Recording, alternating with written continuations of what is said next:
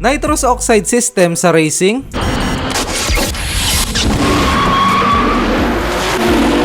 Ako nga pala si Carl at pag-uusapan natin ngayon kung paano gumagana ang nitro. Kung nalaro nyo na yung Need for Speed o napanood nyo yung Fast and Furious, ito yung isa sa pinaka-astig na effect dito. Pag pinindot o sumipa na yung nitro sa game, lalabo yung background graphics at mararamdaman mo na magwa-warp speed talaga sa bilis yung kotse mo sa sobrang lakas ng boost. Ito yung tinatawag na Nitrous Oxide Systems o NOS na ini-install sa sasakyan para pansamantalang i-boost ang power at bilis nito. Hindi ito recommended sa lahat ng sasakyan at hanggat maaari, pasundot-sundot o saglit mo lang dapat ito gamitin dahil mabilis masira ang makina mo pag lagi kang naka-nitro boost. Sikat na sikat ang pag-setup nito kadalasan sa mga drag racing dahil pitik-pitik lang naman talaga ang paggamit nila sa nitro. Kailangan ng makina ng oxygen para mas maging efficient ang pagsunog sa fuel para mas bumilis ang sasakyan. Yan nga ang dahilan kung bakit madalas nilalagyan nila ng mga turbochargers ang mga race cars. Pero paano nga ba pinapabilis ng nitrous oxide ang sasakyan? Well, ang NOS gas ay nakalagay sa isang canister o tangke na parang oxygen tank na pinapasirit sa air intake. Minsan automatic yung ganitong system at minsan naglalagay sila ng pindutan para ma-activate ito. Ang nitrous oxide ay chemical compound na may pinaghalong oxygen at nitrogen. Sa tamang init o spark na binibigay ng makina, kusang naghihiwalay ang nitrogen at oxygen. Ang ibig sabihin, sa bawat shot ng nitrous na ini-inject sa makina, nakakapaglagay ka ng makakapal na oxygen gas rekta sa cylinders. Ang biglaang pag-i-inject ng condensed oxygen sa makina ang tumutulong sa pagpapalakas ng horsepower ng sasakyan. Sinesetup din nila kadalasan na pasobrahan ang fuel na binibigay sa engine habang nag-i-inject ng nitrous oxide para sa mas malakas at mas mabilis na boost. Gaya nga na sinasabi ko kanina, ideal ito sa racing dahil saglit ka lang namang kakarera. Pero kung gusto mong tumagal ang makina mo, hindi advisable ang ihalo ito sa gasolina. Pakunti-kunti lang at papitik-pitik lang ang paggamit nito dahil talagang nakakasira ito ng makina. Yung 10,000 miles na makina ng sasakyan mo, magmumukhang 800,000 miles ang tanda pag panitro ka ng panitro. May chance pa na sumabog ang makina mo pag hindi tama ang pagkakasetup nito.